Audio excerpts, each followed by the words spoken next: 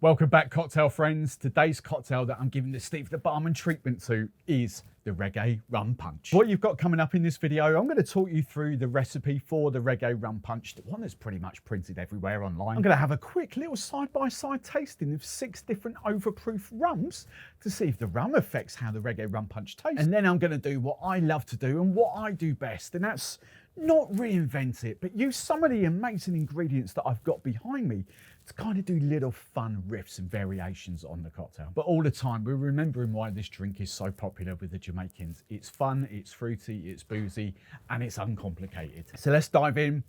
Let's have some fun with the Reggae Rum Punch. And just very quickly, my backstory with this cocktail. Whether how right or wrong I am here, I don't know, but I always associate this recipe with Ian Burrell. Many of you will know him as the global rum ambassador. Here in the UK, if you watch any of the sort of Saturday Kitchen, the Sunday lunchtime sort of food shows, you'll recognise Ian because he's on those shows a lot doing rum cocktails. But for some unknown reason, I always associate this cocktail as his recipe. It was this recipe that he showed us 20 odd years ago when I first discovered Ian in a rum seminar down in London. And going back all these years, for some unknown reason, I do attribute Ray and Nephew being available in the UK to Ian. How right or wrong that is, I really don't know, but it's just something that's stuck with me. And what this cocktail is all about is it just typifies Jamaica. The Rum Punch is one of the most popular cocktails on the island. It does sort of follow that sort of 1 of sour, 2 of sweet, 3 of strong, 4 of weak. But again, it is kind of boozy and punchy because of the rum they use, but it's fun and it's fruity. Now, looking around and doing a little bit of research about this, what I would say is there are multiple sort of Jamaican rum punch recipes out there. The Reggae Rum Punch is pretty standard. It's out there. You'll see it in a second. But I think the rule I'm going to stick to with these variations that are coming up is that every recipe includes Jamaican overproof rum. And every recipe includes orange juice. They're pretty much the 2 constants. Everything else just gets played about with. So let's talk about the rum of choice for this cocktail. Now, traditionally, it is going to be a Jamaican overproof. There are 3 to my knowledge. I'm not sure if there's a 4th or a 5th. I've certainly never heard of them. But the 3 big players are 2 of what you can see in front of you, and the other one that I'm going to flash up on screen as well. Ray and Nephew. Look, I'm going to be totally honest here. 90% of you watching this video will be using Ray and Nephew. Of course you will. And being brutally honest, here in the UK, I don't know what the prices are like around the world, but here in the UK, Uncle Ray is about £10 cheaper, if not more, than to buy a bottle of these. I simply haven't got a bottle because I've still got little bits of these left and I haven't bothered restock because I don't actually need it that much these days. And the other thing to note here for all the rum fans, this Rum Bar Overproof has now transitioned into Worthy Park Overproof. They are different rums. For instance, Worthy Park Overproof has got sugarcane juice rum in it, whereas this is just kind of molasses rum from what I know. So it is a completely different product. But if you're buying this now, it hasn't been made in, I'm assuming, a good couple of years or so. So it's just kind of leftover stock. What you are getting, and it is available here in the UK, is Worthy Park Overproof. So is there a massive difference between these 3? In the grand scheme of things, to the average palate, no. Especially not in this cocktail. I'm going to say it doesn't really matter what you use. However, if you do transition into Worthy Park Overproof, yes, I have tasted it. I've tasted it a good couple of years ago when it first sort of came out or pre-launch. And it's a phenomenal rum. And I think you will taste the difference there. But if you're comparing, especially in this sort of cocktail where there's lots of fun and fruity juices going on, if you're comparing Rum Bar Overproof to Ray and Nephew to Rum Fire, then I don't think you're going to tell the difference. If you're in a daiquiri where it's just rum, lime and sugar, yes, you probably will pick up the slight nuances, but for a fun and fruity cocktail, use your favourite. So for the purposes of this cocktail, I am using Rum Fire from Hampden. I want 45 ml, 1.5 ounces. And if you need me to explain what funk is, just seriously go and buy a bottle and take the lid off because that right there is your funk. Then we're going to match the rum with 45 ml of 100% pressed pineapple juice, 45 ml, 1.5 ounces freshly squeezed orange juice, 10 ml of lime juice. Now I've touched on this before when making this cocktail. I remember vividly saying the last time I made this was that I actually really didn't like the cocktail too much until I started using Real. A lot of the recipes that I see online, probably because they don't like Real, call for Monin syrup and things like that or other syrups. And for me, because there isn't, so there's slight difference between, like, I'm just going to say mon in here, but I mean syrups in general, is their fruit content. Okay, Real, 40% of this bottle is actually strawberry puree, and the other 60% is sugar. So that's why products like this are called puree syrups, because they are fruit. There is fruit in them.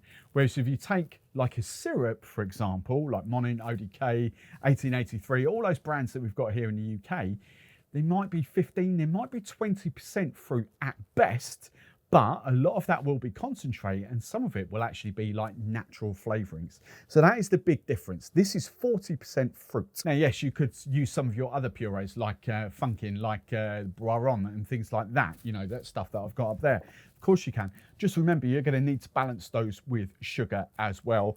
Whereas for a lot of us at home, this stuff is just long life, shelf stable, and works perfectly. And for me, absolutely makes this cocktail. So I just want about 20 ml strawberry puree. And then glass wise, I haven't rocked this out for a while, but just for a giggle, I'm going to use my Mai Tai glass, exclusively available at Drink Stuff here in the UK.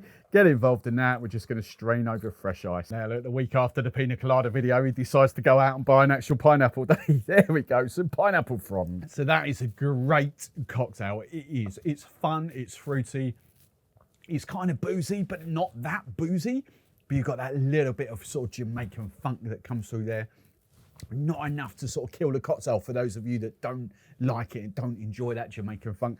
The flavours just work. It is a fun cocktail. Now, before I move on to the riffs, what I love doing, I haven't done this for a while. I want to do a side-by-side tasting, because I'm guessing here in the UK, actually, there will be quite a lot of people that just think, oh, I don't like Ray and Nephew, I don't want to do that, but I've got this overproof rum instead. So what I've got in front of me are what I would say 5 of the big players when it comes to overproof Navy strength rum that are available here in the UK.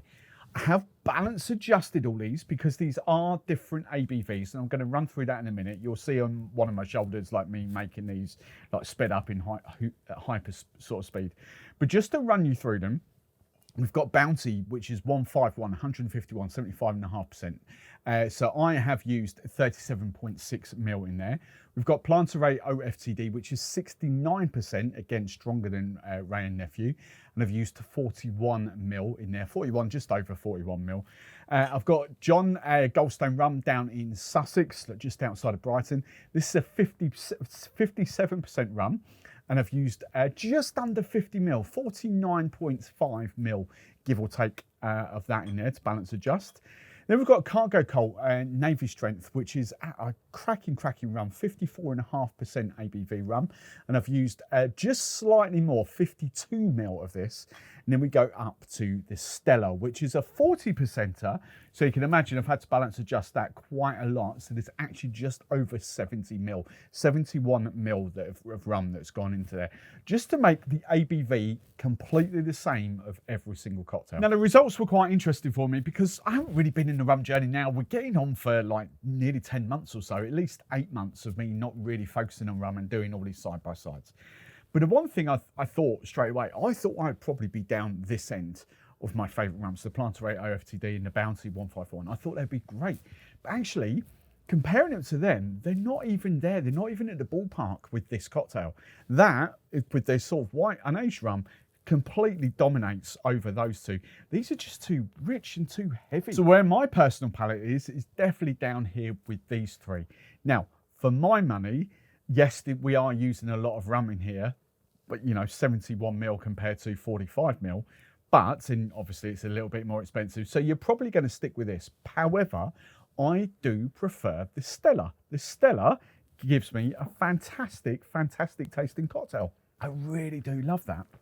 But in second place, I would come back to the rum fire in this case, but Ray and Nephew and all that. I would pack that in second. But then I can't split these two. I really can't. 54.5, 57%. That's lighter. This has got a slight bit more flavour to it, but it's not a rich flavour. It's not overpowering like those. So I would put those two in equal third. But for me in those, as I say, at the price and the amount you're using, you probably would stick to Uncle Ray or Rumfire or Worthy Park. So let's start getting into the riffs then, and I'm just going to keep the first two very simple, and I'm just going to do a red fruits riff. Obviously, we've got the strawberry in the sort of original Reggae Rum Punch. I've just picked 3 of the red fruits out here from Real. We've got the raspberry, we've got the black cherry, and the blueberry. All of those are going to work. So what I'm actually going to do, because I flipping love the black cherry, in here I've already got my rum fire, my orange, my pineapple, and my lime. I'm just going to do 20 ml of the black cherry puree. Go look at the colour of that. Another of my Mai Tai glasses from Drink Stuff. And you know what? That's just as good as the strawberry. That's literally going to come down to if you prefer strawberries over black cherries or black cherries over strawberries. That is flipping fantastic. I generally don't know which way I'd sit there. And yes, exactly the same thing could be said about the yellow fruits. Again, I've picked up another sort of 4 here from random, from Real. I don't know which order it is. Pineapple, passion fruit, mango, and banana. They're all going to work. Now, because I've got mango coming up in one of my main riffs, I'm just going to play about with the banana here. So we're just going to do 20 ml of banana puree. Then another of my Mai Tai glasses from Drink Stuff. That is actually really good. Banana and that funky rum are obviously a match made in heaven anyway. I actually really like that. I prefer that to the cherry. I'm not sure whether it pips the strawberry or not, but literally you could have a play with so many of those purees from Real. Right, then let's get on to some of these fun riffs. And these are, remember, this is what I do. I use the ingredients that I've got behind me.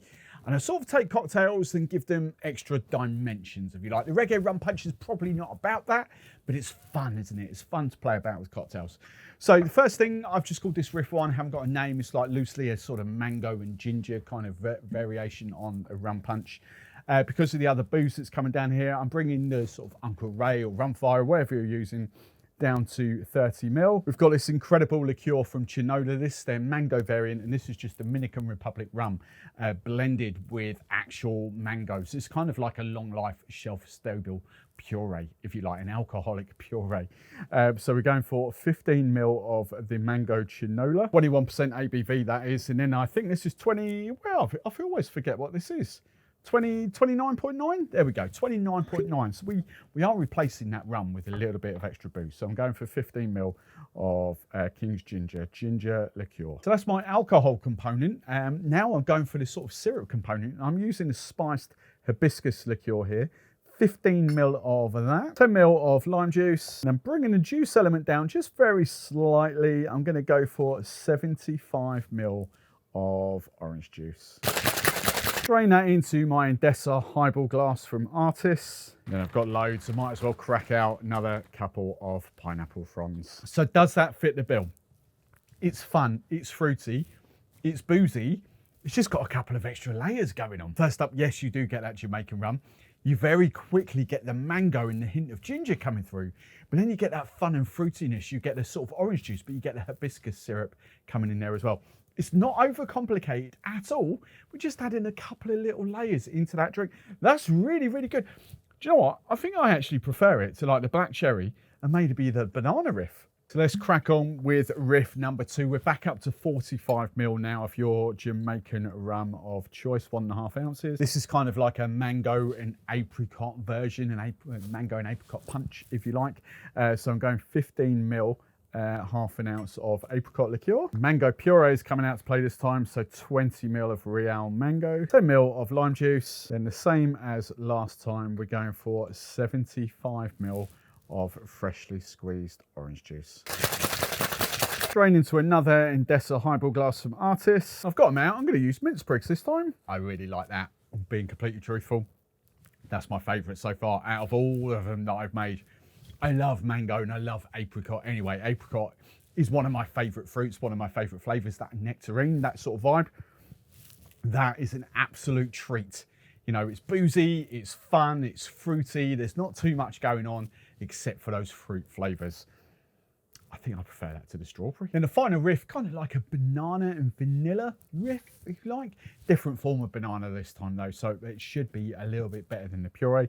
But back down to 30 ml of your favourite Jamaican rum, because I have got 2 liqueurs coming. So 15 ml of banana liqueur, 15 ml of liquor 43. We've got the pineapple Real this time, so 20 ml of that.